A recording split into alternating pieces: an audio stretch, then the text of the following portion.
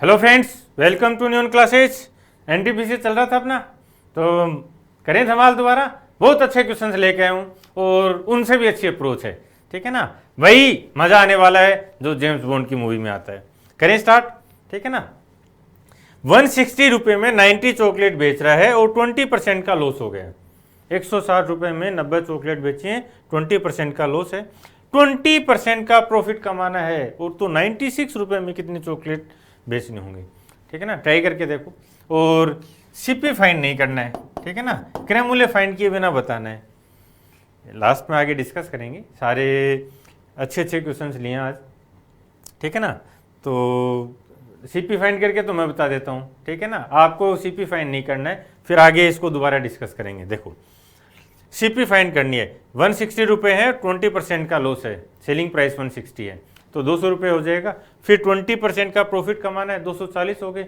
240 रुपये में यदि वो 90 चॉकलेट, यहाँ पे क्या किया है, चॉकलेट को कांस्टेंट कर दिया है, ठीक है ना। 90 चॉकलेट 240 रुपये में बेचेगा, तब उसको 20% का प्रॉफिट होगा। लेकिन वो बोल रहा है कि 96 रुपये में कितनी चॉकलेट बेचनी है, तो 240 और 96, ठीक है ना। इन दोनों में क्या रेशियो बन रहा है, 24 गुणा 4 और 24 गुणा 10, यानी 4:10 का रेशियो है। तो वही इसमें यहाँ पे 4 और 10 का रेशियो लगा देंगे।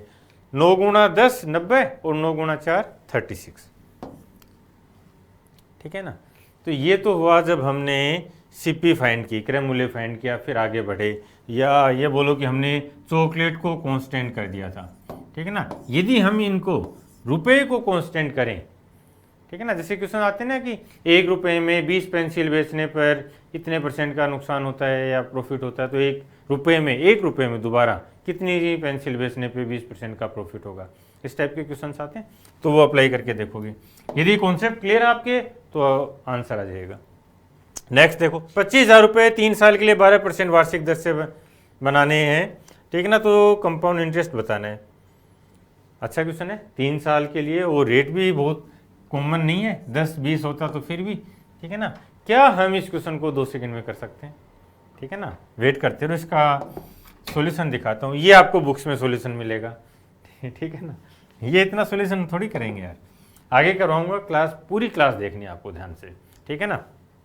यस, नेक्स्ट देखो, 7 - 4√3 √x + 1/√x। क्या ये क्वेश्चन भी 2 सेकंड में किया जा सकता है? यस, ठीक है ना। यस, किया जा सकता है। इसका सॉल्यूशन भी दिखाता हूँ, ठीक है ना। ये आपको बुक्स में सॉल्यूशन मिलता है। इस पे मैं एक क्लास ले चुका हूँ पहले, वो भी अपन आगे डिस्कस करेंगे। ये सब मैं आगे करवाऊंगा अभी, ठीक है ना। तो थोड़ा सा वार्म अप करते हैं और आगे बढ़ते हैं। तैयार है सब? आओ। 5.16 × 3.2। अब बोलोगे सर इतना आसान है, ये तो मैं गुणा कर दूंगा। अरे भाई, चाहे कैसा भी क्वेश्चन हो, हमें ये बनाना है कि मेरे से फास्ट कोई दूसरा ना कर पाए। जिस दिन आप में ये एटीट्यूड आ गया ना, ठीक है ना, उस दिन आपको कोई रोक नहीं सकता किसी एग्जाम में।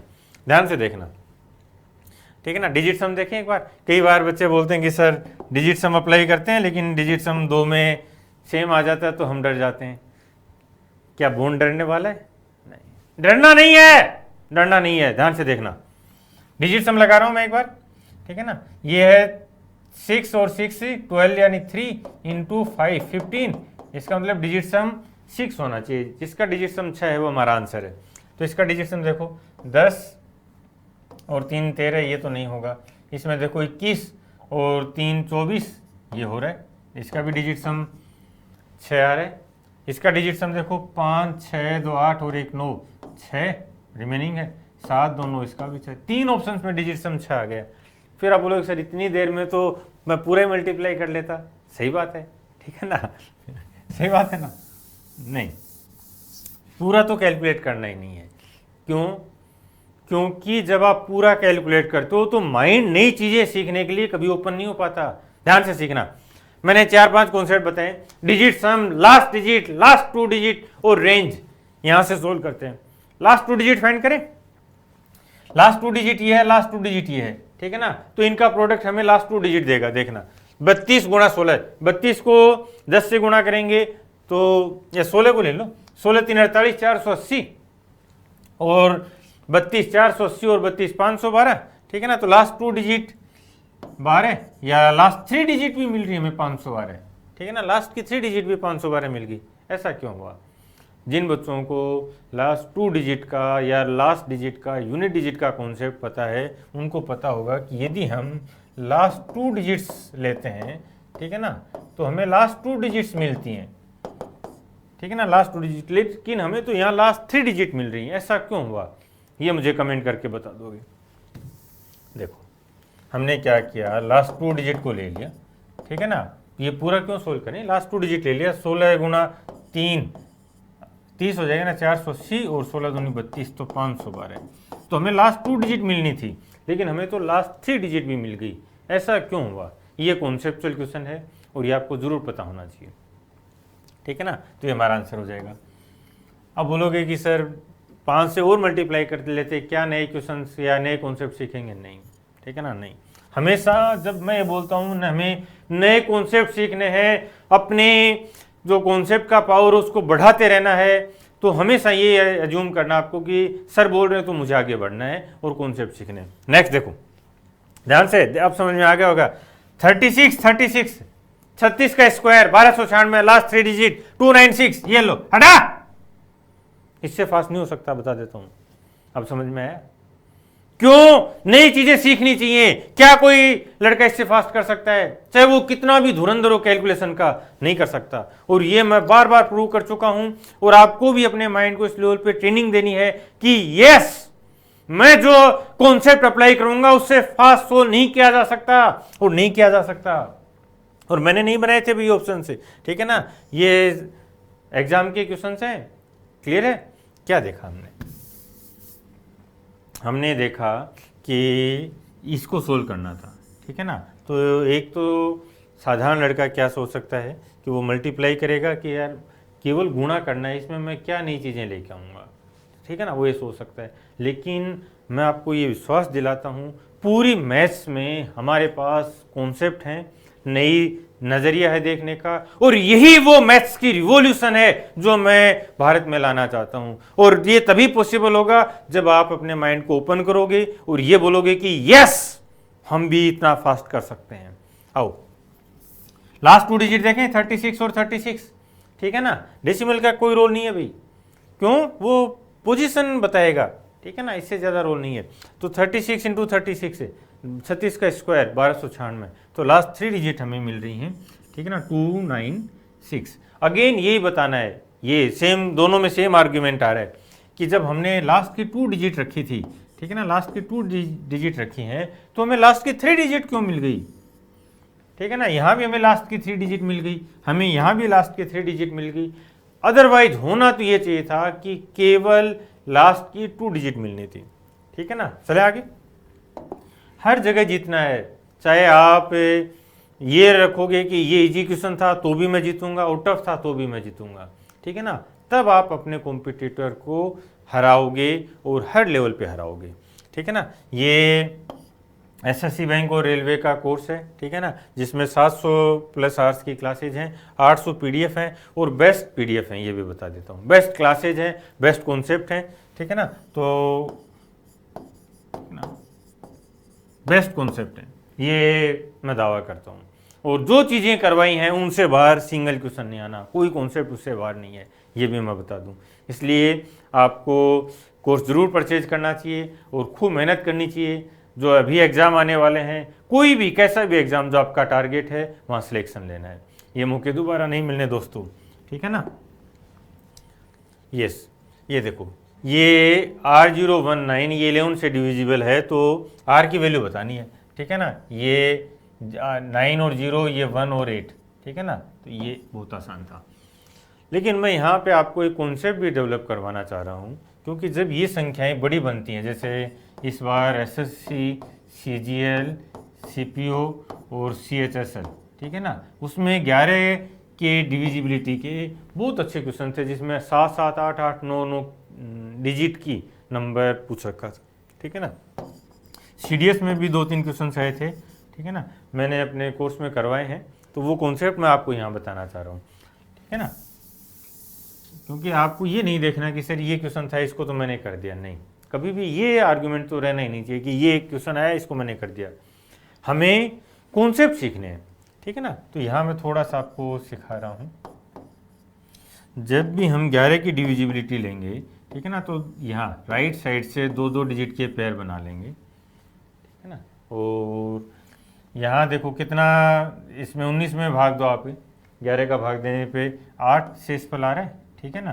तो ये 8 इसमें जोड़ देंगे, ठीक है ना। तो ये 0 के बजाय 8 हो गया। अब यहाँ पे क्या डिजिट रखें, यहाँ पे क्या डिजिट रखें, ठीक है ना, ये आर है।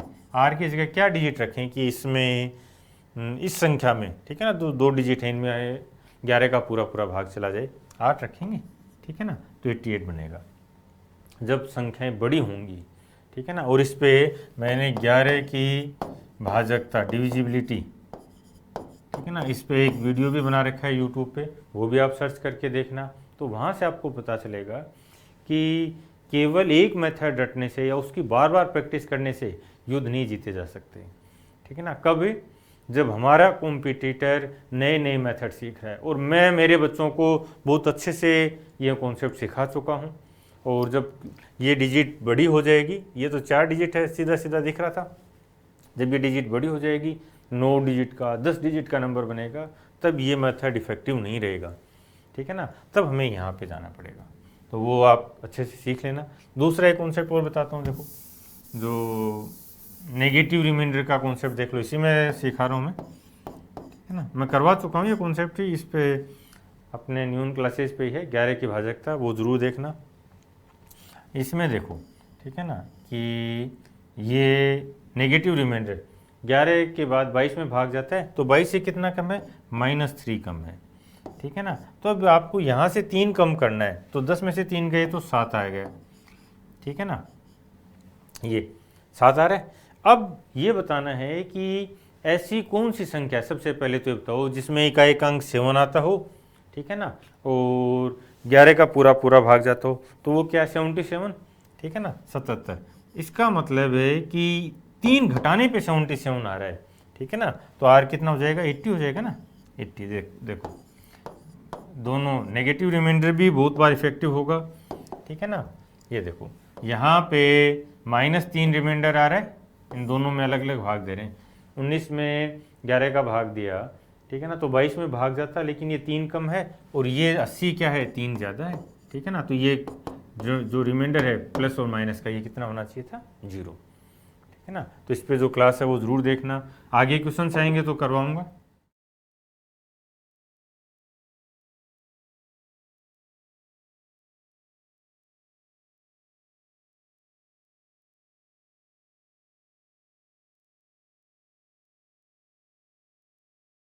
एक धनराशि उस पर साधारण ब्याज से देखें तो 2 साल में 1200 रुपये, ठीक है ना। साधारण ब्याज है तो हर साल ब्याज समान रहता है, तो 2 साल के 1200 तो 1 साल के 600 हैं।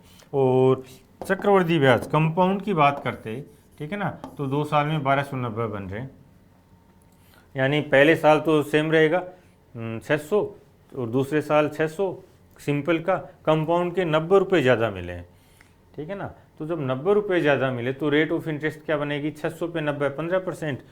तो ये बताना है कि जो 1 साल का सिंपल इंटरेस्ट है 600 रुपये, वो क्या है, 15% है। वो कौन सी वैल्यू जिसका 15% होगा, ठीक है ना। 600 इसका 50% है, 600 इसका 10% है, 4000 हो जाएगा, क्योंकि जो आंसर है वो 6000 से छोटा आएगा। क्लियर है, यस। वार्षिक रूप से चक्रवृद्धि किया जाता है, तो 2 साल के लिए 48,000 रुपये पर हमें 20% का ब्याज देखना है, ठीक है ना, 20% का ब्याज। 48,000 रुपये 20% का ब्याज है, तो जो इफेक्टिव रेट ऑफ इंटरेस्ट है, ठीक है ना, 2020, ये कितना हो जाएगा, जब कंपाउंड है तो 44% हो जाएगा, ठीक है ना। तो 48 का 44%, एक बार ऑप्शन देखो, ठीक है ना। उसका 50% होता तो भी 24,000 होता, ठीक है, 69, 76, 72। चलो समझ में आया।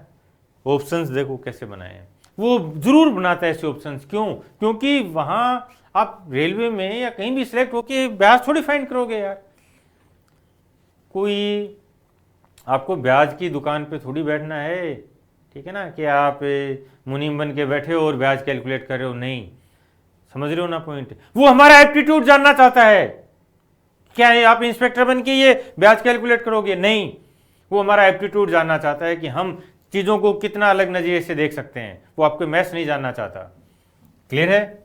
44% भी फाइंड कर सकते थे, बहुत आसान है। 4 गुणा 11, 48 का 4 टाइम्स 192, और 192 का 11 से मल्टीप्लाई करना है। तो सबसे पहले 2, फिर 9 2 11 का 1, फिर 1 और 9 में जो ऐड कर देंगे 10, 1 कैरी था, दोबारा 1 आ जाएगा, और 1 और 1 2। ठीक है ना, ये कितना हो जाएगा? 2112। ये क्या हुआ? ये वैदिक मैथ्स के कॉन्सेप्ट्स हैं जो हमें सीखना चाहिए। ठीक है ना, अब ध्यान से देखना है क्या क्या है। 48 × 44 ये था। तो क्या हम इसको मेंटली कैलकुलेट करें तो ऐसा लिख सकते थे? ठीक है ना, तो ये कितना हो जाएगा? 96 और 192, 96 का डबल कर दिया, फिर इसको 11 से गुणा करना है। जब भी हम इसको 11 से मल्टीप्लाई करते हैं, ठीक है ना, तो क्या करेंगे? सबसे पहले तो ये डिजिट आ जाएगी, फिर इन दोनों को ऐड कर देंगे, 9 2 11, ठीक है ना, और 11 का 1 कैरी आएगा, 1 हासिल, ठीक है ना, फिर इन दोनों को ऐड कर देंगे, 9 और 10 और 1 ही 11, ठीक है ना, फिर 1 कैरी आ गया, 1 हासिल आ गया। अब ये 0 मान लेते हैं एक बार, तो ये 0 और 1, 1 और 1 कैरी था, वो आ जाएगा। ठीक है ना, ये हम माइंड में भी कैलकुलेट कर सकते हैं। ठीक है ना, और आप लिखोगे तो भी कर सकते हो, बट मैं यही बोलूँगा कि आपको माइंड में भी करना सीखना चाहिए। ठीक है ना, हमारा माइंड बहुत शानदार है यार, बहुत जीनियस है। माइंड की पावर को हमें पहचानना है। ठीक है ना, तो आगे चलें। कितने समय में एक धनराशि स्वयं की दोगुनी हो जाएगी? जब रेट ये दे रखी है, जब भी। अब एक चीज़ और बताओ इसमें। अच्छा, इसमें तो बोल दिया इसने साधारण ब्याज। ठीक है ना, ध्यान रखना, जब भी वो ये क्लियर नहीं करता है कि ब्याज साधारण है या चक्रवृद्धि है, तो हमेशा साधारण मान के सोल्व करना है। ठीक है ना, कोई डाउट नहीं होना चाहिए। यदि चक्रवृद्धि ब्याज वो कैलकुलेट करवाना चाहता तो मेंशन करेगा कि चक्रवृद्धि ब्याज है। यदि मेंशन नहीं करता है तो सिंपल मान के करना है। अब यहाँ पे देखो, ये बोल रहा है कि दुगुना होगा। जब कोई भी राशि दुगुनी होती है, ठीक है ना, तो परसेंटेज रेसिप्रोकल वैल्यूज होती है। ठीक है ना, परसेंटेज रेसिप्रोकल वैल्यूज होती है, और ये हमें 50 तक याद करनी है। ठीक है ना, तो 9.09 इसका परसेंटेज रेसिप्रोकल क्या होता है? ठीक है ना, 11, ये आंसर हो गया। अब आप बोलोगे कि सर देखो 9.09 आया और मैं तो फटाफट कर दिया, अच्छी बात है, लेकिन आप ये बताओ कि यदि 27 साल में, ठीक है ना, 27 साल में डबल करवाना है तो रेट ऑफ इंटरेस्ट क्या होगी? क्लियर है? अब बोलो, यदि हमें साधारण ब्याज पे किसी धनराशि को डबल करना है तो रेट ऑफ इंटरेस्ट क्या होगी 27 ईयर के लिए? ठीक है ना, तो ये ध्यान रखना 3.7 होगा। ये परसेंटेज रेसिप्रोकल वैल्यूज हैं, 50 तक की याद होनी चाहिए। और 37 ईयर का बोले तो, ठीक है ना, यह आ जाएगा 2.7।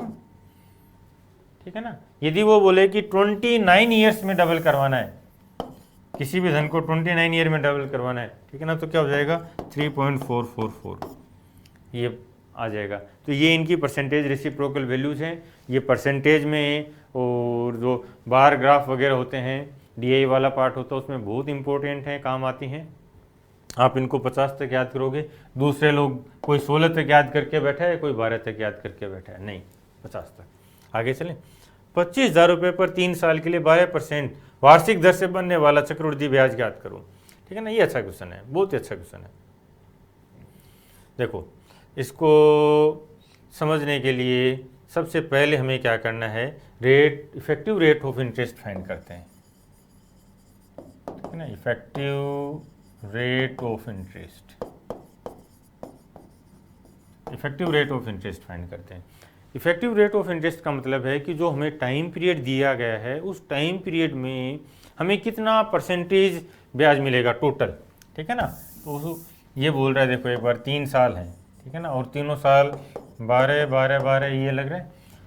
ठीक है ना, तो यहाँ पे कई फॉर्मूले भी हैं, बट फॉर्मूले मैं कभी भी सजेस्ट नहीं करता, है ना। क्यों? क्योंकि फॉर्मूले जब आप रखते हो तो स्पेसिफिक हो गया, और जब आप कॉन्सेप्ट सीखते हो, अपनी कैलकुलेशन पे वर्क करते हो और जो थॉट प्रोसेस है उस पर वर्क करते हो, तो उसका जो नज़रिया है ना आपका देखने का, वो बहुत वास्ट हो जाता है। यहाँ पे देखो, इन दोनों को ऐड करेंगे तो कितना हो जाएगा 24 और प्लस 1.44 या 1.5 कर देते हैं, इनका स्क्वायर ऐड हो जाएगा 2 साल का।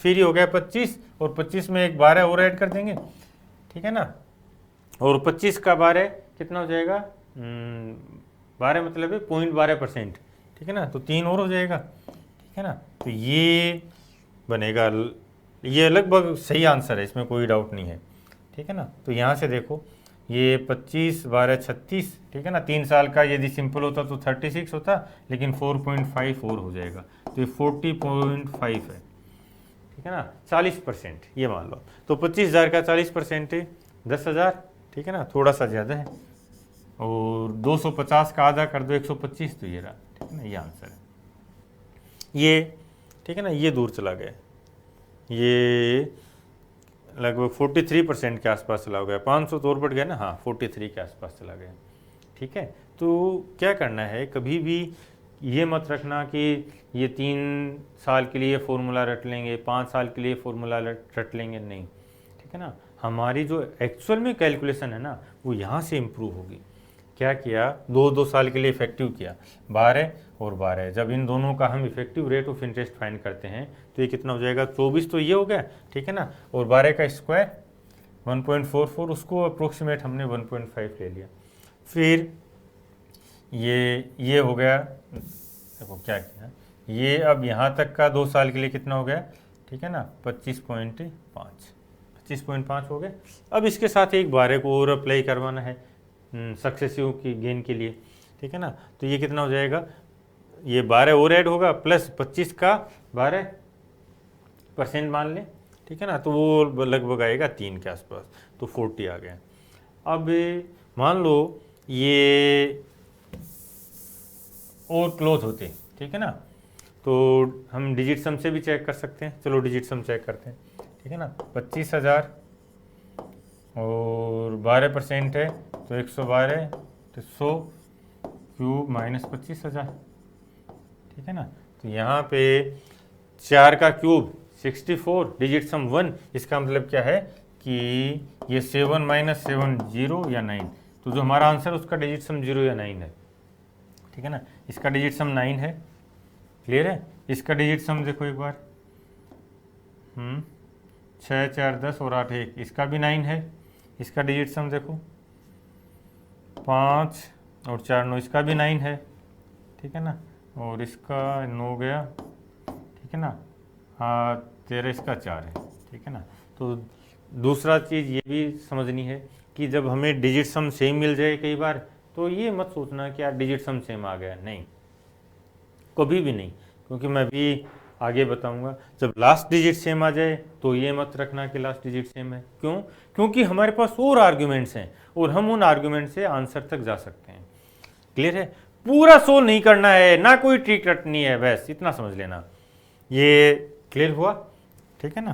तो 3 साल का आ रहा है तो भी डरना नहीं है, कोई 2-5 क्वेश्चन आएंगे जिनको हम इफेक्टिव रेट से फाइंड कर सकते हैं। आओ, बैंक अरविंद को 2 करोड़, अरे यार बड़ा नंबर आ गया, तो ठीक है ना, 2,38,75,697 रुपये का कर्ज देने को तैयार होता है, जो उसके व्यवसाय शुरू करने के लिए आवश्यक राशि से 17% कम है। उसको जो चाहिए था उससे 17% कम है, तो उसे कितनी राशि की आवश्यकता है, ठीक है ना। ये अब देखो, ठीक है ना, जो बुक्स में सॉल्यूशन मिलेंगे या जो साधारण बच्चा सोल्व करेगा वो क्या करेगा, वो ये देखेगा कि ये कितना है, 83% है, ठीक है ना, तो 100% कितना होगा वो फाइंड करेगा, फिर उसमें से ये घटा देगा, ठीक है ना, तो हमें आंसर मिल जाएगा। नहीं, हमें ऐसा नहीं करना, हमें सिंपल ये देखना है, 2 तरीके से सोल्व करेंगे इसको। देखो, हमें सिंपल ये देखना है कि सबसे पहले तो रेंज में आते हैं, ये 17% है और ये 83% है, तो 17 गुणा 5 85 होता, लगभग मान रहे, ठीक है ना। ये 85% है तो हमें 17% फाइंड करना है, यानी 1/5 फाइंड करना है, ठीक है ना। ये यदि 2.5 करोड़ होता, 2.5 करोड़ होता तो उसका 5वां हिस्सा मतलब कितना होता, 50 लाख, ठीक है ना। तो लेकिन इससे कम है ये 2.5 करोड़ से, तो हमें लगभग जो वैल्यू मिलेगी, हमारा जो आंसर है वो 50 लाख से कम होना चाहिए। ये 48 है, ठीक है ना, ये 43 है, ये 51 है, और ये इसमें तो एक डिजिट ज़्यादा है, ये तो 5 करोड़ हो गया, नहीं ये तो हो ही नहीं सकता, ठीक है ना। तो ये आंसर है। दूसरा डिजिट सम से भी चेक कर सकते हैं, देखो एक बार, ठीक है ना। ये सोल्व कैसे करेंगे, देखो 83% है, ये है 2 3 8 7 5 6 9 7, ये 17, ये क्या होगा, ठीक है ना, ये आर्यन रेशियो है। हमें कभी भी ये नहीं कि हम पूरा 100% फाइंड करें फिर उसमें से ये घटाएंगे, नहीं, ऐसा क्यों करें यार, सीधे बता देना कि 83% या तो 17% क्या होगा, तो इसको सोल्व कर दोगे तब भी हमारा आंसर आ जाएगा। जो आर्यन रेशियो है, ठीक है ना, रिवोल्यूशनरी कॉन्सेप्ट है, जैसे डिजिट सम, लास्ट डिजिट, आर्यन रेशियो, रेंज, जो भी कॉन्सेप्ट मैं बताता हूँ, ठीक है ना, ये बहुत रिवोल्यूशनरी हैं। यदि आप इन पे पकड़ बना लेते हो तो आपको कभी भी मिडिल स्टेप्स नहीं करनी और पूरा कैलकुलेट नहीं करना। तो यहाँ से ये सीधा आंसर आ जाएगा, आप इसमें भाग दो, 17 से मल्टीप्लाई कर दो, आंसर आएगा। दूसरा कि क्यों ना जब हम इस लेवल पे ये कैलकुलेशन दिखाई दे रही है तो एक बार डिजिट सम से चेक कर लें, क्योंकि बहुत लंबा टाइम लग जाएगा। और आप करके देख लो ना एक बार यार कितना टाइम लगता है, या अपने दोस्त से करवा के देख लो जिसको आपको लगता हो कि सर ये बहुत फास्ट करता है, कितना टाइम लगाएगा, ठीक है ना। देखो ये डिजिट सम देखें, ये कितना है, 8 और 3 11 2, और इसका डिजिट सम देखो 9 कैंसिल हो गया, और ये 7 और 2 ये कैंसिल हो गया, 6 और 3 ये कैंसिल हो गया, फिर 8 और 5 13 और 7 20, यानी इसका डिजिट सम भी 2 है, तो 2 से 2 कैंसिल हो गया, तो x का जो डिजिट सम है वो कितना आ गया, 8 आ गया। तो जो हमारा आंसर उसका डिजिट सम 8 आना चाहिए। अब यहाँ पे चेक कर लो, ठीक है ना, ये 3 2 5 और 4 9 कैंसिल हो गए, और ये 9 भी कैंसिल, इसका डिजिट सम 8 है। इसका देख लो, ये 4 5 कैंसिल हो गया 10, ठीक है ना, और 6 16, इसका डिजिट सम 7 है। ये आगे चला गया था, इसको चेक ही नहीं करना। ये भी ध्यान रखना है कि भाई 2.5 करोड़ रुपए चाहिए थे, 17% कम है, 5 करोड़ थोड़ी और चाहिए, ठीक है ना। इसका भी देख लो, 5 10, ठीक है ना, 15 और 3 18, ये कैंसिल हो गया, इसका डिजिट सम 6, तो ये आंसर है। डिजिट सम से भी करते तब ये क्या आंसर था, रेंज से हमने चेक किया, ठीक है ना, तब भी हम डायरेक्ट आंसर पे आ गए। तो जो मैं समझाना चाह रहा हूँ ना वो ये है कि कभी भी ये मत रखना कि सर ऐसी कैलकुलेशन आ जाएगी तो मैं क्या करूँगा, पूरा सोल्व नहीं करना है, ठीक है ना। और ये अभी हो सकता है आपको थोड़ा टाइम लग रहा हो कि डिजिट सम या लास्ट डिजिट इनमें कैसे इफेक्टिवली मैं फाइंड करूँगा, तो उससे वो प्रैक्टिस पे है, ठीक है ना। मैंने बहुत अच्छे से प्रैक्टिस करवाई हुई है इन क्वेश्चंस की।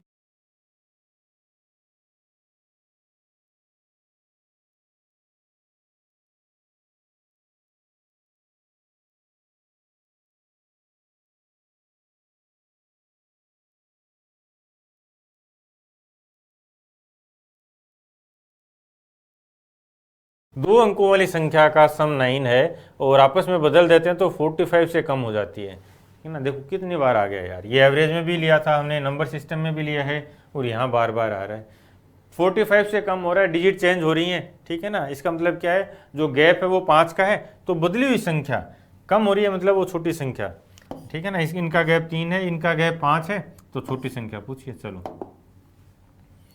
दो अंकों वाली संख्या में अंकों का योग 9 है, जब संख्या में 27 जोड़ दिया जाता है तो अंकों के स्थान आपस में बदल जाते हैं, तो संख्या क्या है, ठीक है ना। 27 जोड़ रहे हैं, इसका मतलब 9 गुणा 3 है, तो जो दो डिजिट हैं उनमें उनका गैप कितना होना चाहिए, 3 का होना चाहिए। इसका गैप 1 का है, इसका 7 का है, इसका 5 का, इसका 3 है। चलो हटा, ये बहुत फास्ट हो सकते हैं यार, ये तो मैं बोल रहा हूँ इसलिए ये टाइम लग रहा है, और जो मेथड हम डिस्कस कर रहे हैं उससे फास्ट नहीं किया जा सकता, बता देता हूँ, उससे फास्ट नहीं किया जा सकता, ठीक है ना। अब आप इसमें ये लिखने लग जाओ 10x + y, ठीक है ना, और इनको जोड़ दें, ये कर दें, नहीं, बकवास है। चले आगे, कॉन्सेप्ट ही जीत है। 6 साल पहले दो व्यक्ति P और Q की जो एज है उनका रेशियो 3 और 2 था, 4 साल बाद उनका रेशियो 8 और 7 हो जाएगा। P की आयु क्या है, ठीक है ना, इसकी P की आयु पूछ रहा है, ये P की आयु क्या है, वर्तमान आयु पूछा है, और वो बोले कि 4 साल बाद 8 का मल्टीपल आ जाएगा ना 8x, ठीक है। तो जोड़ो इनमें, 4 जोड़ने पर 8 का भाग चला जाए, ठीक है ना, 4 जोड़ने पर 8 का भाग चला जाए, 4 जोड़ने पर 8 का भाग चला जाए, है 12 और 4 16, ये आंसर है। मुझे इससे कोई फर्क नहीं पड़ता कि आप इसमें इक्वेशन बनाते हो या सही आंसर पुट करते हो, और यही आपका जो एग्जाम लेने वाला ना उसको फर्क नहीं पड़ता। जब हम घर पे तैयारी करते हैं, जब हम बाहर बैठ के कॉन्सेप्ट पढ़ते हैं, तब हम इसको 5 तरीके से सोल्व करेंगे। समझ रहे हो ना कि ये रेशियो कैसे वर्क करेगा। लेकिन मैं आपको वो अप्रोच बता रहा हूं जो हमें एग्जामिनेशन हॉल में अप्लाई करना है। अब यदि कोई इसमें 3x + 2x और ये बना के सोल्व कर रहा है तो उसको कोई ज्यादा नंबर थोड़ी मिलना है, नहीं, उसके लिए तो डिसएडवांटेज है, समझना, और बार बार ये चीजें अप्लाई होंगी, ठीक है ना। आगे चलो, 3740 करे 3 भागों में से विभाजित। अच्छा, 3 भागों में इस तरह से विभाजित करना है कि फर्स्ट का हाफ, सेकंड का 1/3 और थर्ड का 1/6 आपस में बराबर हो, ठीक है ना। इसका मतलब देखो, जो सेकंड है उसका 1/3 और थर्ड है उसका 1/6 आपस में बराबर हो, तो जो थर्ड है वो डबल हो गया, क्योंकि उसका तो चौथा हिस्सा और दूसरा जो नंबर था उसका तीसरा हिस्सा बराबर है। तो ऑप्शन देख लो, ठीक है ना, तीसरा नंबर सेकंड का डबल होना चाहिए, ठीक है ना। ये डबल है या नहीं, हटा, मैंने नहीं बनाए ऑप्शंस, ठीक है ना। लेकिन मैं ये जानता हूं कि यदि आप इस लेवल पे चीज़ों को समझने लग जाओगे, ठीक है ना, तो आपकी स्पीड को रोक ही नहीं सकता, ठीक है ना। इससे फास्ट नहीं है पॉसिबल। क्या किया, ये बोल रहा है कि पहले का हाफ, दूसरे का 1/3 और तीसरे का 1/6 ये बराबर हो रहे हैं, ठीक है ना। इसका मतलब क्या है, यदि इसका चौथा हिस्सा इसके तीसरे हिस्से के बराबर है, ठीक है ना, जैसे मान लो ये तो है 6 रुपये, ठीक है ना, और ये 3 रुपये हैं, तो इसका तीसरा हिस्सा 1 रुपया और इसका चौथा हिस्सा, ठीक है ना, ये भी 1 रुपया, तभी बराबर होंगे जब ये नंबर, ठीक है ना, ये नंबर इसका डबल होगा तब होगे। हमने देखा एक ही ऑप्शन था, क्लियर। अब ये भी देख सकते हो कि ये जो नंबर है हाफ, ठीक है ना, इसका 3 गुना भी होगा ये, ठीक है ना। तो इसका 3 गुना, ये पहले के लिए देख लो 680 और इसका 3 टाइम्स 1800, 240 हो रहा है, ठीक है ना। बट इतना सोचने की जरूरत नहीं है, जब एक आंसर से हमें एक कॉन्सेप्ट से आंसर मिल गए, ठीक है ना। चले आगे, ट्राइंगल का एक एंगल 55 डिग्री है, तो 2 का जो रेशियो है वो 9 और 16 का है, तो दोनों का आप बताओ, ठीक है ना। देखो एक बार, 9 का और 16 का रेशियो, ठीक है ना, ये नहीं है, 9 का भाग नहीं जाता इनमें, ये 9 और 16 का रेशियो है, और ये 9 और 16 का रेशियो दोनों है। लेकिन भाई ट्राइंगल है तो उसमें तीनों एंगल ही 180 डिग्री के होंगे, ठीक है ना, तो ये नहीं हो सकता, ये आंसर है, ठीक है ना। ये बहुत आसान क्वेश्चन था, फिर भी मैंने इसको यहाँ ये बताने के लिए लिया है कि यदि मान लो 2 में सेम आ गए ना, जैसे यहाँ पे रिलेट करना, आप इन दोनों में रेशियो सेम आ गया, तब ये तो एक पर्टिकुलर क्वेश्चन है। कहीं भी यदि 2 ऑप्शन सेम आ जाते हैं, आप जो आर्ग्यूमेंट, चाहे वो digit sum, last digit, range apply कर रहे हो, यदि 2 ऑप्शन सेम आ जाते हैं तब भी हमें डरना नहीं है, तब भी हमें रुकना नहीं है, ठीक है ना। हमें क्या करना है कि ये देखना है कि इसके अलावा और क्या आर्ग्यूमेंट पॉसिबल है जो हमें एक ऑप्शन को एलिमिनेट करवा दे, ठीक है ना, क्लियर हुआ। तो ये हमने देखा कि ये 9 और 16 है, ठीक है ना, और ये भी 9 और 16 है, लेकिन क्योंकि ट्राइंगल है तो उसका तीनों एंगल ही 180 के होते हैं, तो ये 90 और 160 दो पॉसिबल ही नहीं है, ठीक है ना। अब एक तरीका होता है कि आप ये सोचो कि टोटल 180 डिग्री में से ये घटाएंगे, फिर उसको इस रेशो में डिवाइड कर देंगे, नहीं, वो इफेक्टिव है ही नहीं, हमें आता है वो, ठीक है ना। इसका आप सोचते हो यार कोई ऐसा बच्चा होगा जिसको ये पूरा सोल्व करना नहीं आता हो, रेशो में डिवाइड करना नहीं आता हो, सोच बोलो, क्या ऐसा कोई हो सकता है? नहीं हो सकता, ठीक है ना। तो जब सब बच्चों को वो कॉन्सेप्ट आता है सोल्व करना बेसिक से, तब हमें ये ज़रूर सीखना है कि मैं फास्ट कैसे जाऊँ। और जब आप पूरा बेसिक से सोल्व करते हो, ठीक है ना, एक्स वाई मान के सोल्व करते हो, तो उस टाइम में आप दूसरा भी वही मेथड अप्लाई कर रहे हैं, आप भी वही मेथड अप्लाई कर रहे हो, तो आप उससे कितना गेन करोगे? 2 सेकंड, 5 सेकंड। लेकिन यदि हमारा सोचने का, हमारा सोल्व करने का, देखने का नज़रिया बदल दें, तब हमारा मुकाबला नहीं हो सकता। और जितने टफ होते जाएंगे क्वेश्चंस, उतना ही हमारा एडवांटेज बढ़ता जाएगा। ध्यान से देखो, ये भी मैं पता नहीं कितनी बार करवा चुका हूँ। दो बिंदु ए और बी के बीच की दूरी 50 किलोमीटर प्रति घंटा की गति से 5.5 घंटे में तय की जाती है। यदि गति 5 किलोमीटर प्रति घंटा और बढ़ा दी जाए, ठीक है ना, तो कितना टाइम बच जाएगा। पहले कितनी स्पीड थी 50, अब कितनी बढ़ाई 5, ठीक है ना, 1/10 बढ़ गई है। 1/10 बढ़ाए तो 1/11 कम हो जाएगा टाइम, ठीक है ना। तो 5.5 का 1/11 आधा घंटा 30 मिनट बचा लेंगे। हटा, इससे फास्ट नहीं किया जा सकता, बता देता हूँ भाई, इससे फास्ट नहीं किया जा सकता। देखो क्या किया, ये बोल रहा है कि पहले 50 किलोमीटर की स्पीड थी, फिर हमने 5 और बढ़ा दी, और पहले जो टाइम लग रहा था वो 5.5 घंटे लग रहे थे, ठीक है ना। और अब 5 बढ़ाने से हमारा जो टाइम सेव होगा, अब स्पीड बढ़ेगी तो टाइम कम लगेगा, तो जो टाइम सेव होगा ना वो कितना होगा, वो सेविंग बताना टाइम की, ठीक है ना। तो हमने देखा कि जो स्पीड है वो 1/10 बढ़ी है, तो जो टाइम है वो 1/11 कम हो जाएगा, ठीक है ना। तो यानी 11 में से 1 कम हो जाएगा। 5.5 है तो 11 का आधा है, तो आधा कम हो जाएगा 30 मिनट। हटा, आया समझ में, ठीक है ना। ये सीपीआर का कॉन्सेप्ट है, अगेन रिवोल्यूशनरी कॉन्सेप्ट, और इस पे मैंने बहुत सारे क्वेश्चंस करवाए। परसेंटेज में सीपीआर, प्रॉफिट लॉस में सीपीआर, टीएसडी में सीपीआर, टाइम एंड वर्क में सीपीआर, समझ रहे हो ना, हर जगह ये कॉन्सेप्ट अप्लाई होता है। तो आप इसको अच्छे से सीख लेना, आगे की क्लासेज भी देख लेना। दो संख्याओं का एचसीएफ और एलसीएम 3 और 273 है, 0 भी लगा रखा है, बट वो मैं उसको कंसिडर नहीं कर रहा। क्यों? क्योंकि जो लास्ट डिजिट है वो 0 ही बननी है, ठीक है। एक संख्या 78 है तो दूसरी संख्या क्या होगी बताओ। 78 को किस संख्या से गुणा करें कि जो लास्ट डिजिट है, ठीक है ना, वो 0 आ जाए, ठीक है ना। ये तभी पॉसिबल हो सकता है जब 5 हो लास्ट डिजिट। चलो हटा, इससे ज़्यादा टाइम नहीं लगना चाहिए, और इससे फास्ट किया भी नहीं जा सकता, ये भी बता दूं। क्या किया, एलसीएम और एचसीएफ का जो प्रोडक्ट है वो उन दोनों संख्याओं के प्रोडक्ट के बराबर होते हैं, ठीक है ना। तो यहाँ से हमने देखा कि जो लास्ट डिजिट है 0 है, तो ये किसी भी संख्या से गुणा कर दो 0 ही रहेगी। तो इस 8 को 0 बनाने के लिए एक 5 की रिक्वायरमेंट है, ठीक है ना, वो ये। यदि दो ऑप्शंस में लास्ट डिजिट 5 हो जाता तो अभी चेक कर लें, आओ देखो, ठीक है ना। ये मत रखना कभी भी कि सर 2 में आ जाएगा, ये हो जाएगा, नहीं। यदि आप वास्तव में कॉन्सेप्ट के साथ आगे बढ़ रहे हो तो ये आपको रोक ही नहीं सकता। देखो,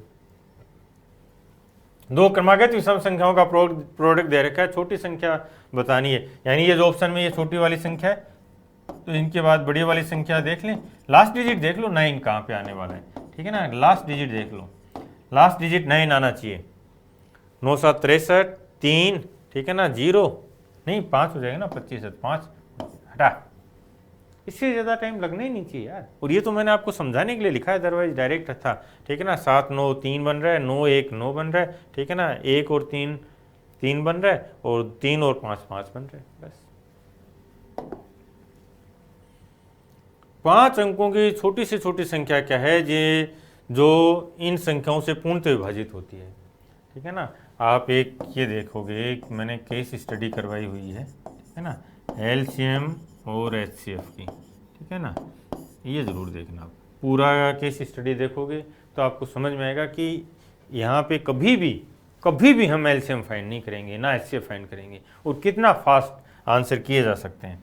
यहाँ से देखो, ठीक है ना। यदि किसी संख्या में 60 का भाग जाता है तो लास्ट डिजिट 0 होगा, ठीक है ना, तो ये नहीं हो सकता, हटाओ। और यहाँ से 3 12 और 1 3 डिजिट सम 3 हो गए ना, 1 और 2 3 हो गए, ठीक है ना। तो यदि किसी संख्या का डिजिट सम 3 है तो उसका भाग उन्हीं संख्याओं में जाएगा जिनका डिजिट सम 3 6 या 9 होगा, ठीक है ना। इसका डिजिट सम 1 है तो 1 रिमाइंडर रहेगा, इसका डिजिट सम 8 है तो 2 रिमाइंडर रहेगा, इसका डिजिट सम 9 है तो इसका मतलब पूरा भाग जाएगा।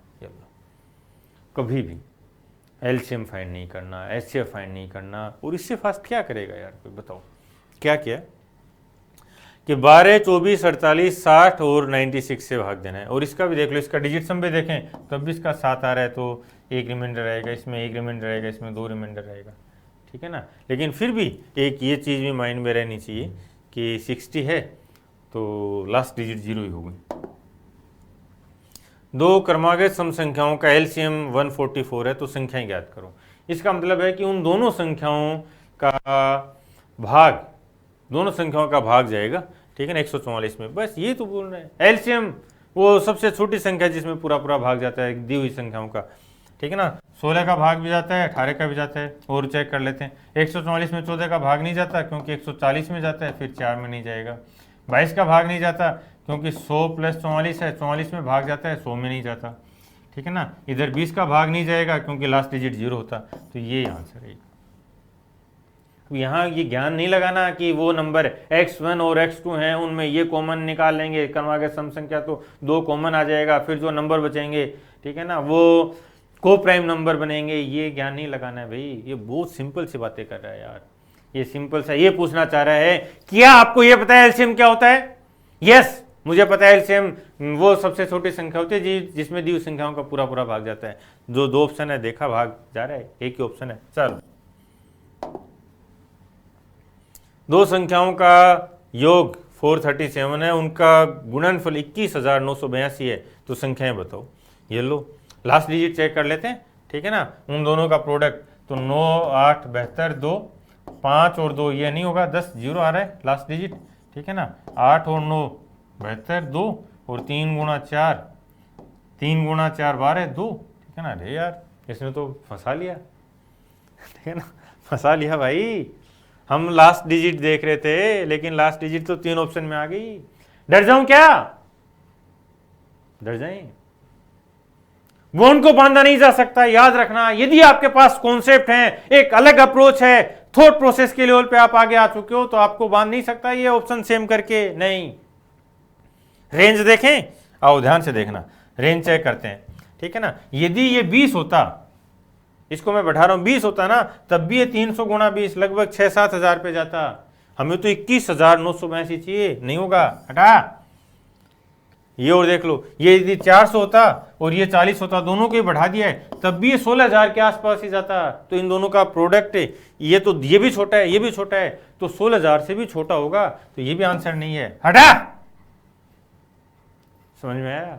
इसलिए कभी भी ना ये मत रखना कि सर लास्ट डिजिट 2 में सेम दे देगा तो क्या करूंगा, डिजिट सम सेम दे देगा तो मैं क्या करूंगा। नहीं, ये डरपोक और हारे हुए इंसान ये बातें करते हैं। जो आगे बढ़ने वाला है ना, जो जिसके पास ये कॉन्फिडेंस है कि मैं कॉन्सेप्ट के दम पे जीत लूंगा, वो ये बातें नहीं करेगा। क्या बातें करेगा? वो ये बोलेगा, वो ये सोचेगा कि चलो यहां पे लास्ट डिजिट पे तो तुमने रोक लिया, लेकिन मैं रुकने वाला नहीं। बस चले आगे। यस, ये आपको करना है। ये मैं बहुत अच्छे से कॉन्सेप्ट करवा चुका हूं, और 2 सेकंड में आंसर आना चाहिए यार। 2 सेकंड में मैं बोलता हूं, मेरे बोलने के साथ 2 सेकंड में आंसर आ जाना चाहिए आर्गुमेंट से। देखो, एक्स, वाई और जेड एक काम को 18 दिन में समाप्त कर सकते हैं। एक्स अकेला उसी काम को 36 दिन में समाप्त कर सकता है। वाई अकेला उसी काम को 60 दिन में समाप्त कर सकता है। तो जेड अकेला उस काम को कितने दिन में समाप्त करेगा? और पेन नहीं चलाना है, ठीक है ना, ये शर्त है अपनी। पेन चला लिया तो फिर क्या मजा, पेन नहीं चलाना है। बस अब आंसर आ जाना चाहिए था। चलें करूं? 3 लोग हैं, यदि ये 18 दिन में काम कर सकते हैं और एक्स अकेला 36 दिन में कर सकता है, इसका मतलब है एक्स की अकेले की एफिशिएंसी वाई और जेड की दोनों की कंबाइन एफिशिएंसी के बराबर है, ठीक है ना। तो यदि हम वाई और जेड का देखें तो ये दोनों भी 36 दिन में कर सकते हैं। एक्स 36 दिन में कर सकता है, तभी तो ये तीनों मिलकर 18 दिन में कर रहे हैं, ठीक है ना। तो यहां से हमें डायरेक्ट मिल गया कि वाई और जेड दोनों 36 दिन में कर सकते थे, ठीक है ना। फिर वो बोलता है कि वाई अकेला 60 दिन में कर सकता था। वाई अकेला 60 दिन में कर सकता है, दोनों 36 दिन में कर सकते हैं। इसका मतलब है ये देखो, 60 का 60% टाइम लिया, और जब 60% टाइम होता है, ठीक है ना, ये मैं करवा चुका हूं भी पहले, टाइम एंड वर्क का पीछे की क्लास देख लेना। जब 60% टाइम होता है तो टाइम का रेशो 2 और 3 होता है, 90 डेज। हटा, ये समझ में आ गया? यदि ये मेरे बोलने के साथ भी आपको समझ में आ गया ना, तब भी आप भारत के किसी भी स्टूडेंट को कॉम्पीट कर सकते हो, ठीक है ना। किसी भी, चाहे वो अपने आप को कितना भी जीनियस मानता हो, यदि मैंने बोला और मेरे बोलने के साथ आपको पूरी कहानी समझ में आ गई तो आपको रोकना पॉसिबल है? नहीं, रोक ही नहीं सकता। इम्पॉसिबल के लेवल पे चीज़ें कर रहे हैं हम, और इससे फास्ट नहीं हो सकता यार। ठीक है ना, और होगा तो भी मेरे बच्चे ही करेंगे, ठीक है ना। मेरे ऑफलाइन में बहुत अच्छे अच्छे बच्चे थे, अभी एक बार खुल जाता है, और ऑनलाइन में भी एक से बढ़ के एक क्रीम बच्चे हैं। तो जो मेरे बच्चे हैं ना, ठीक है, उनसे जब आपको कम्पीट करना है, ठीक है, तो वो इस लेवल पे सीख रहे हैं और कर रहे हैं, तो इससे फास्ट तो किया नहीं जा सकता। ये मतलब मैं डैम श्योर हूँ, इससे फास्ट नहीं किया जा सकता। दोबारा देखें, ये तो मैंने आपको समझाने के लिए लिख दिया था। देखो, एक्स वाई जेड तीनों मिलकर 18 दिन में करते हैं, उनमें से एक्स 36 दिन में करता है, ठीक है ना, यानी एक अकेला एक्स अकेला होता तो 36 दिन लगते, इसके साथ वाई और जेड मिल गए तो टाइम आधा हो गया। इसका मतलब है जो वाई और जेड है वो भी 36 दिन में कर रहे थे, ठीक है ना। फिर उसमें से वाई अकेले की बात करी तो वो 60 दिन में कर रहा था, लेकिन जेड के मिलने के साथ यानी वाई और जेड दोनों 36 में कर रहे हैं, यानी इसका 60% हो गए, ठीक है ना। जब 60% आता है तो 2 और 3 का रेशियो बनता है, ये 2 है और 3 आंसर है। चलो, अब काहे का एलसीएम लेना, काहे के कुछ बनाना यार, ठीक है ना, काहे के फॉर्मूले बताओ। चले आगे, और ये मैं करवा चुका हूँ, ठीक है ना, वो पीछे की क्लास देख लेना आप, टाइम एंड वर्क, ठीक है ना। ये इसमें मैंने 5 या 6 रेशियो बताए थे, वो सारे रेशियो याद कर लेना, ठीक है ना, यदि कॉम्पीट करना है तो। और फिर वही रट के फॉर्मूले रट के आगे बढ़ना है तो फिर आपकी चॉइस है। संजू एक काम को 16 दिन में करता है, उसका मित्र जेनी 12 दिन में करता है, तो जेनी अकेली कितने में समाप्त करेगी। देखो, इसका 75% टाइम लिया, ठीक है ना, तो ये रेशो क्या होता है 1 और 3 का होता है, तो 16 दिन में 3 48 दिन में, ये मैं बता के गया हूँ। और आप देखोगे कि वही सेम रेशो मिलेंगे जो 5-7 रेशो मैंने बताए थे टाइम एंड वर्क की क्लास में, घूम फिर के वही रेशो आने। क्या हुआ कि ये अकेला 16 दिन में करता था, एक जना और आ गया तो 12 दिन में करने लग गया, इसका मतलब इसका टाइम है वो 75% हो गया, ठीक है ना। जब टाइम 75% हो गया यानी 25% कम हो जाता है, तो वो रेशो क्या होता है, ये 1 होता है, और जो दूसरा होता है उसका 3 होता है। तो ये 16 दिन में कर रहा है, वो 48 में करेगा। चलो, यस, अब आगे x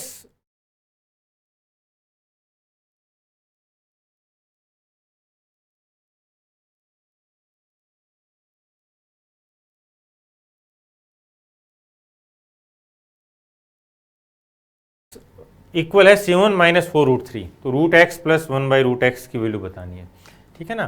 देखो, ये जो संख्याएं हैं, ठीक है ना, इसको यदि हम थोड़ा सा और डिफाइन करें तो ये 7 को क्या लिख सकते हैं अपन 49 ठीक है ना, ऐसा लिख सकते हैं। और ये 16 × 3 48, ठीक है ना, तो ये हो जाएगा 48। तो जब कोई भी दो संख्याएं, ठीक है ना, दो कंसेक्यूटिव नंबर इस फॉर्म में होते हैं, ठीक है ना, चाहे यहाँ पे प्लस लगा दो, प्लस या माइनस, तो वो दोनों संख्याएं मल्टीपल इनवर्स होती हैं,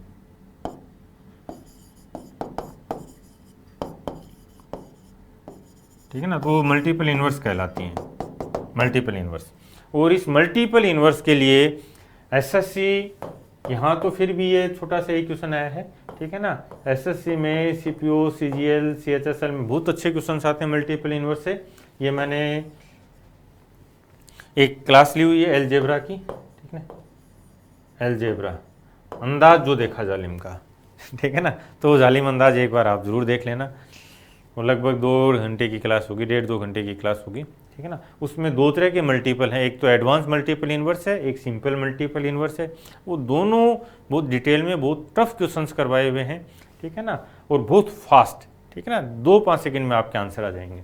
तो कोई भी वो क्लास ज़रूर देख लेना आप वहाँ से, ठीक है ना, तभी आप इसको पूरे को समझ पाओगे, कॉन्सेप्ट के फॉर्म में भी डेवलप हो जाएगा। तो जब कोई दो क्रमागत संख्याएँ, ठीक है ना, क्रमागत संख्याएं इस फॉर्म में बनती हैं तो मल्टीपल इनवर्स कहलाती हैं। इसका मतलब क्या हुआ कि उन दोनों का जो प्रोडक्ट होगा, ठीक है ना, जैसे ये प्लस माइनस कोई भी ले लो, ठीक है ना, उन दोनों का जो प्रोडक्ट होगा, गुणा होगा ना, वो क्या होगा 1 होगा। कोई भी दो संख्या जिनका गुणनफल 1 होता है वो मल्टीपल इनवर्स कहलाती हैं।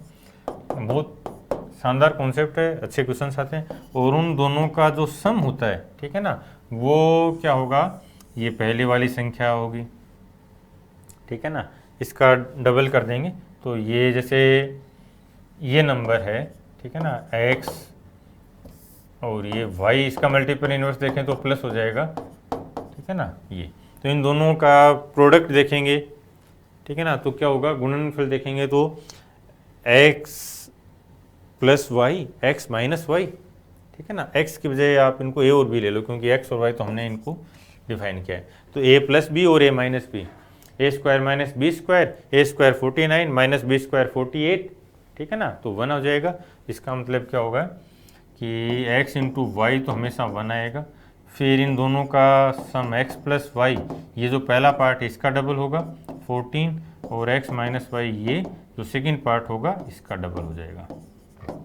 इसी टाइप से एक एडवांस मल्टीपल इन्वर्स भी आता है, ठीक है ना, तो वो भी मैंने उसमें अलजेब्रा की क्लास है उसमें करवाया हुआ है, तो वो आप जरूर देख लेना, ठीक है। अब यहाँ पे एक कॉन्सेप्ट आता है कि जो मल्टीपल इन्वर्स है, ठीक है ना, उसका स्क्वायर करेंगे वो भी मल्टीपल इन्वर्स के फॉर्म में बनेगा।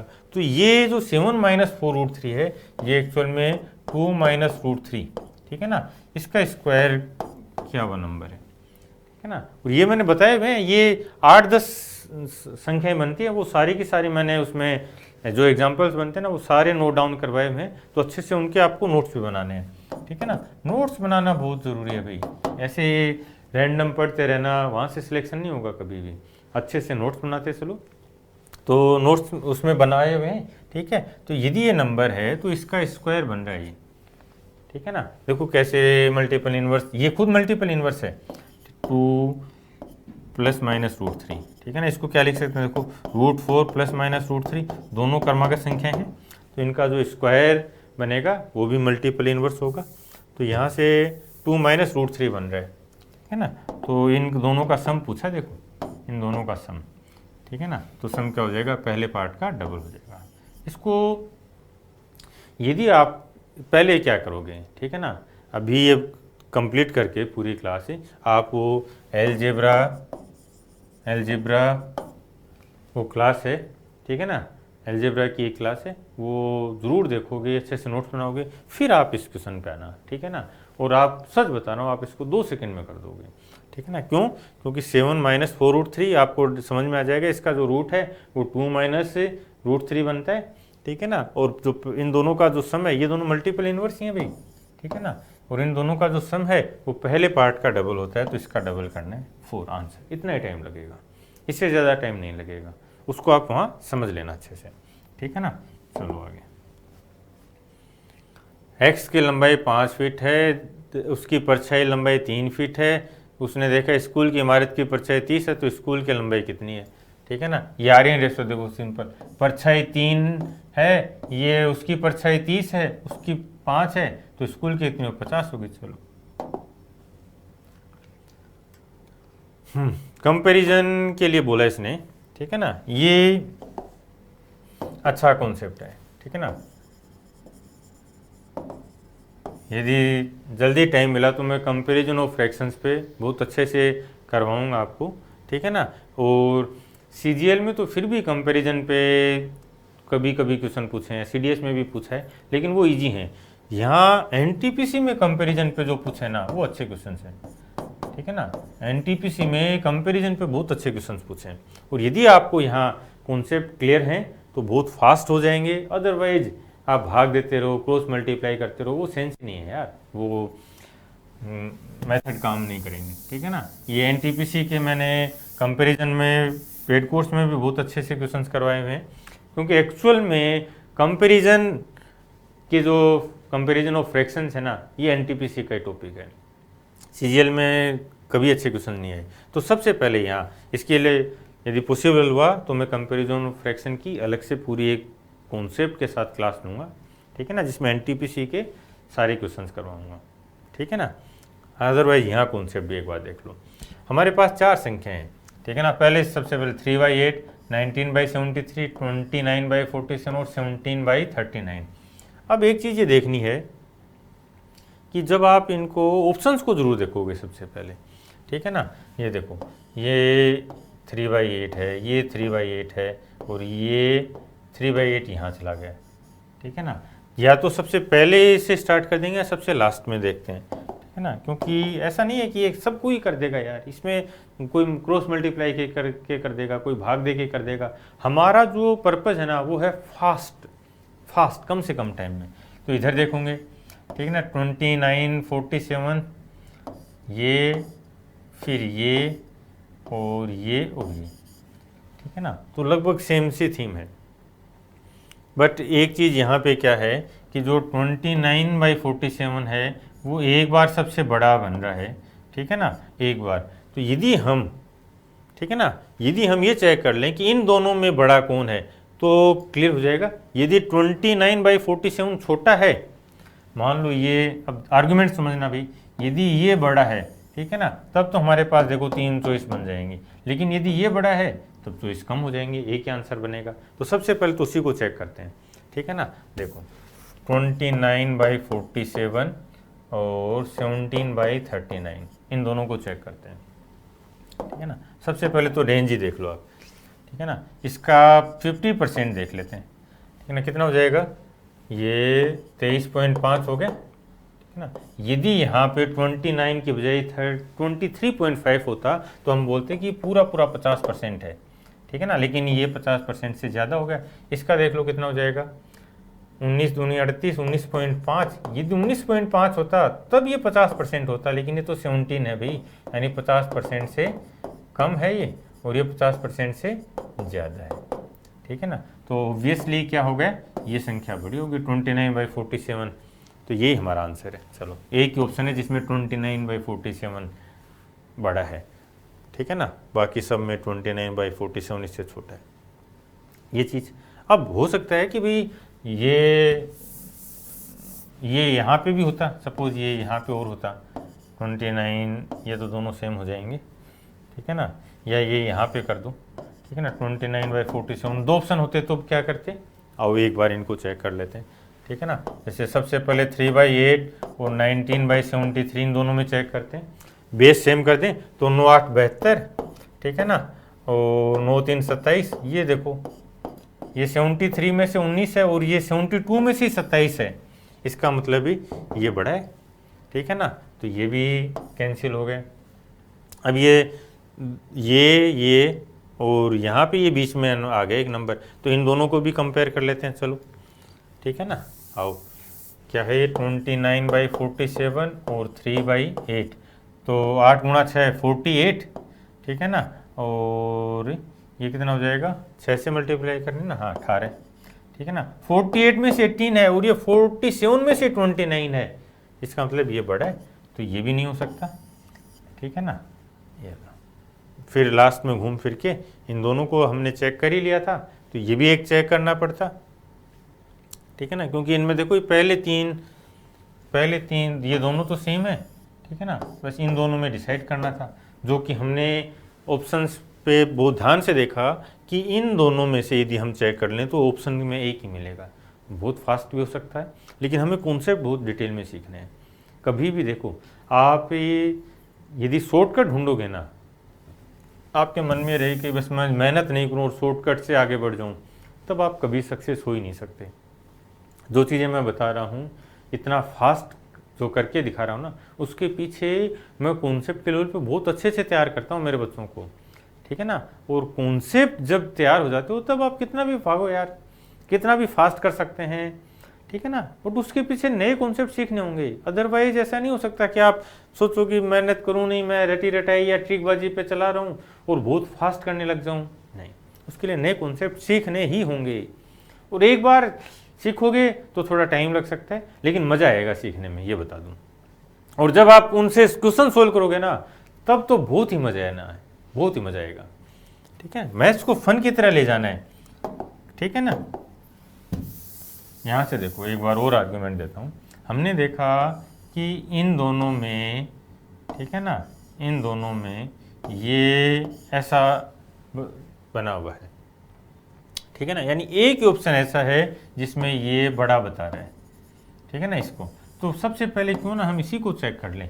यदि ये सबसे बड़ा हुआ, ठीक है ना, 29/47 सबसे बड़ा हुआ, ठीक है, तो ये आंसर है। फिर यहाँ भी हमने कंपेयर नहीं किया, हमने केवल रेंज देखी कि ये यदि 19.5 होता तब ये 50% होता, ठीक है ना, तब ये 50% होता, लेकिन ये तो 19.5 से कम है भाई, इसका मतलब ये 50% से कम है।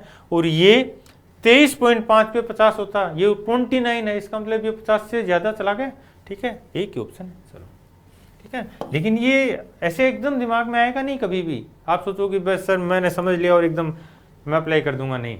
इसके पीछे ये जो कैसे ये कॉन्सेप्ट वर्क करता है, जब आप उस पर वर्क कर लोगे ना, ठीक है ना, 150 क्वेश्चन निकाल लिए और ये तो रेशियो में भी बहुत अच्छे से अप्लाई होगा, ठीक है ना, तब मजा आएगा।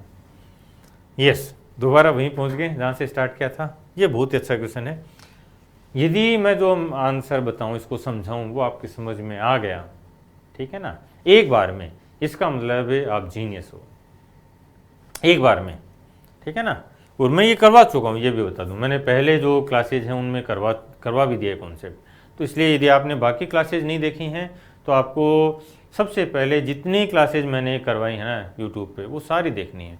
आओ, 160 रुपये में 90 चॉकलेट बेचने पर 20% की हानि होती है और 20% का प्रॉफिट कमाने के लिए 96 में कितनी चॉकलेट बेचने होंगे। तो सबसे पहले तो हम ये देखेंगे 96 में कितनी चॉकलेट बेचें कि ये कंडीशन बने 20% का लॉस, ठीक है ना। तो 160 में 90 है तो 96 में कितना होगा, इन दोनों का रेशो देखो, ठीक है ना, 6 का रेशो बन रहा है, 10 और 6 का, 16 10 16 6, ठीक है। तो ये 90 10 है तो 6 कितना हो जाएगा 54। यानी यदि ये 54 चॉकलेट बेचने लग जाए 96 रुपये में, ठीक है ना, तब उसको 20% का लॉस होगा। लेकिन 20% का लॉस था, अब वो 20% का प्रॉफिट कमाना चाहता है, यानी 80 और 120, ठीक है ना। तो 2 और 3 का रेशियो है, तो जो हमारी चॉकलेट है वो 3 और 2 के रेशियो में बन जाएंगी। 3 52 है तो 2 क्या होगा 36, हटा।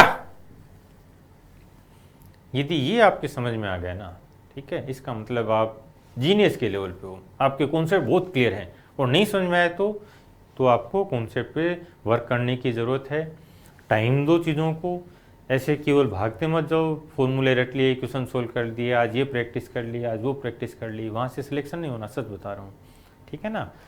हमेशा इस दुनिया में वही जीतता है जिसके पास कॉन्सेप्ट थे। और कॉन्सेप्ट का मतलब क्या है, कॉन्सेप्ट का मतलब है कि हो क्या रहा है, ठीक है ना। यदि आप एक फॉर्मूला अप्लाई करके देख रहे हो कि अच्छा इतनी चॉकलेट आया, ये हो गया, तो वो तो हो गया फॉर्मूला अप्लाई करना। कॉन्सेप्ट का मतलब है कि आप वास्तव में समझ पा रहे हो कि आपने किसी को 160 रुपये में आपने उससे 90 चॉकलेट ली, तब आपको 20% का लॉस हुआ, ठीक है ना। फिर आपने ये सोचा कि मुझे अब 96 में कितनी चॉकलेट बेच दूं मैं कि मुझे 20% का प्रॉफिट हो जाए, ठीक है ना। तो ये जब आप चीज़ें सीख पा रहे हो ना, तो तभी पॉसिबल है जब आपके पास पूरे कॉन्सेप्ट हों। और जिस दिन आपको ये इस क्वेश्चन की फंक्शनिंग, ठीक है ना, मैं इसके लिए एक वर्ड काम में लेता हूं, फंक्शनिंग, ठीक है ना, कि ये कॉन्सेप्ट है, ये काम कैसे करता है। जब आपको इसकी फंक्शनिंग की है क्या भाई, ये काम कैसे करता है, हो क्या रहा है, जिस दिन ये चीज समझ में आ गई फंक्शनिंग, ठीक है ना, उस दिन फिर आपकी स्पीड का मुकाबला नहीं हो सकता। और इसका सॉल्यूशन भी देख सकते हो आप, बड़े बड़े सॉल्यूशन मिलेंगे, ठीक है। और जैसे ही वैल्यूज में चेंज होगा, ठीक है, तो वो सॉल्यूशन में वो कैलकुलेशन का पार्ट और ऐड हो जाएगा, तो कभी आप आगे नहीं बढ़ पाओगे। और एक चीज़ और क्या होती है, जैसे मान लो कोई बच्चा 2-5 नंबर से कट ऑफ से रह गया, फिर वो अगले साल दोबारा उसी ढर्रे पे करे जा रहा है, प्रैक्टिस करे जा रहा है, फॉर्मूले रटे जा रहा है, ठीक है ना, तो भी अगले साल भी क्या होना है, वही 2-5 नंबर से रह जाएगा। ये आपके साथ भी हुआ होगा, बहुत से बच्चे हैं, ठीक है ना। पिछले 14-15 साल में मैं पता नहीं कितने हज़ारों बच्चों को पढ़ा चुका हूँ, तो मैंने बहुत बारीकी से चीज़ों को नोट किया है, ठीक है ना। जब तक आप अपने पढ़ने का तरीका, नज़रिया नहीं बदलोगे, नई चीज़ों के साथ आप कॉन्फिडेंट फील नहीं करोगे, हमेशा आपके मन में नई चीज़ें सीखने के लिए जुनून नहीं होगा, तब तक आप आगे बढ़ ही नहीं सकते। और ये ऐसे कंपटीशन के माहौल में तो बिल्कुल नहीं पढ़ सकते। और जब कोविड और आ गया है तो हर कोई सरकारी नौकरी की तरफ भाग रहा है, तो चीज़ें बहुत ज़्यादा कॉम्पिटिटिव हो गई हैं, ठीक है ना। तो इसलिए नई चीज़ों को सीखना है, ठीक है ना। और ये चीज़ें मैं बता भी चुका हूँ।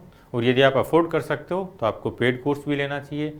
बहुत अच्छे से कॉन्सेप्ट करवाए हैं, और जो मैंने करवाया है उससे बाहर कुछ है भी नहीं, ये भी बता दूं। ये सारी चीज़ें जो मैं बोल रहा हूँ ये हम कर चुके हैं। और एक अच्छा सा कमेंट लिखोगे, ठीक है ना, थैंक यू का। यदि आपने सीखा है, आपने इम्प्रूव किया है, अपने दोस्तों के साथ शेयर करोगे, क्योंकि हम ऐसे माहौल में बहुत मेहनत कर रहे हैं, तो आपका इतना कर्तव्य तो बनता है कि आप अपने दोस्तों से शेयर करो, लाइक करोगे, ठीक है ना, और मुझे आपकी फीलिंग्स बता दोगे कमेंट में। मैं जब भी पढ़ूं तो जब आप अपनी फीलिंग बताओगे, सर हम आगे बढ़ रहे हैं, सर मेरी ये परिस्थितियां हैं, मैं गरीबी में हूँ लेकिन फिर भी मैं मेहनत कर रहा हूँ और मैं जीतूँगा, ठीक है ना। तो जब आप इस टाइप से बोलोगे ना तो मुझे भी हौसला मिलता है कि यार बच्चे हैं जो पढ़ रहे हैं, जो आगे बढ़ रहे हैं, तो हमें भी और मेहनत करनी है, ठीक है ना।